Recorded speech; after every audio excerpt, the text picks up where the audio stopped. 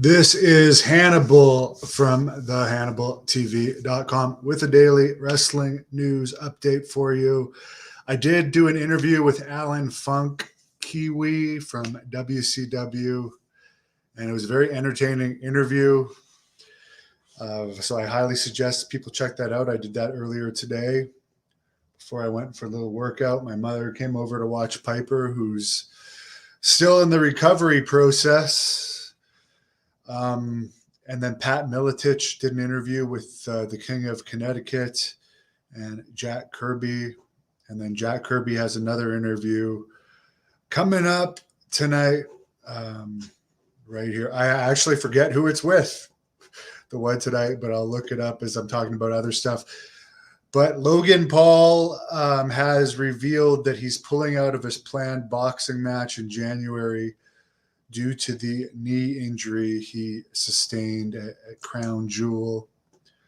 And he's going to do another video about the injury itself. And he says he thinks he can help bridge the gap between non-wrestling fans and wrestling fans for the people that don't understand and think wrestling's all fake. How can you get injured from wrestling?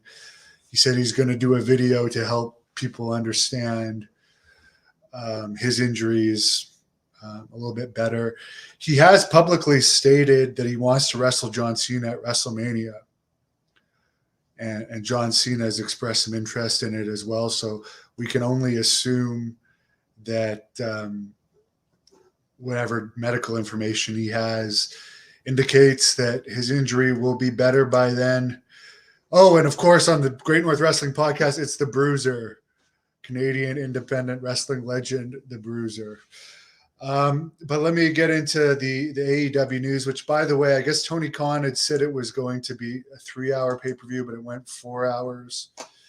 And I did a little poll here earlier today. And I guess most of you actually think 4 hours is not too much.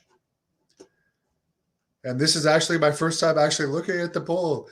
70% of you think that 4 hours is not too much for a pay-per-view.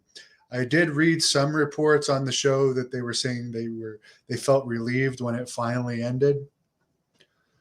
But there you go.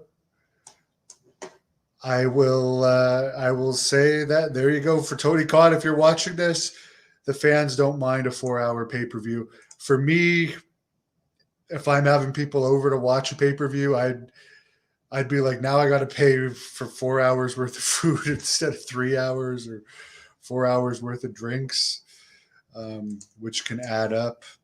But let me know what you guys thought of Full Gear in the description. The Devil himself, the mini wrestler, what's his name? MJF. Is now, does the M stand for midget? He's the new AEW champion. And I have to say, while he is talented, I just have no interest as a 6'4", 270, 280 pound guy watching 5 foot tall guys wrestle or fight. It's the same in MMA. I don't care for lightweights fighting. So that's just my taste. In wrestling, I like to watch heavyweights or women, and pretty much the same in fighting. Just for whatever reason, little guys just don't interest me. So I'm not taking away that he's talented, but he's just not my taste of a wrestler. Apparently, they were about 600 shy of what they were going to call a sellout, which was around 11,500 tickets sold, apparently. The arena for hockey holds 19,500, but I guess with the amount of the arena that they had blocked off, they're going to claim that the sellout was around 12,000 with the setup. And that's what wrestling often does. WWE will say 10 or 12,000 is a Madison Square Garden sellout, but UFC will get 20,000 in there and call it a sellout. It's just the way wrestling is. I have to say, KO, I will say this, that Apparently, he appeared on SmackDown, and he is going to be part of the Survivor Series. So his sprain is not keeping him out more than a week. Which when Dave Meltzer in his Wrestling Observer was alluding that the sprain might keep him out 2 weeks, I thought that was a little ridiculous. When we had Alan Funk in this very interview say that he wrestled, I forget if it was a broken ankle or broken wrist in WCW, just because he didn't want to lose his push. Kept it a secret. Who's a bigger draw, Logan Paul or Bad Bunny? I would say Logan Paul. I don't know much about Bad Bunny other than he's a rapper. But Logan Paul is going to be in for at least a few years by the sounds of it. And he looks more like a wrestler. And he has a massive YouTube channel. There's also one thing I noticed. I posted a YouTube short with Chris Masters talking about a plane incident from when he was with WWE and they were going to the Middle East.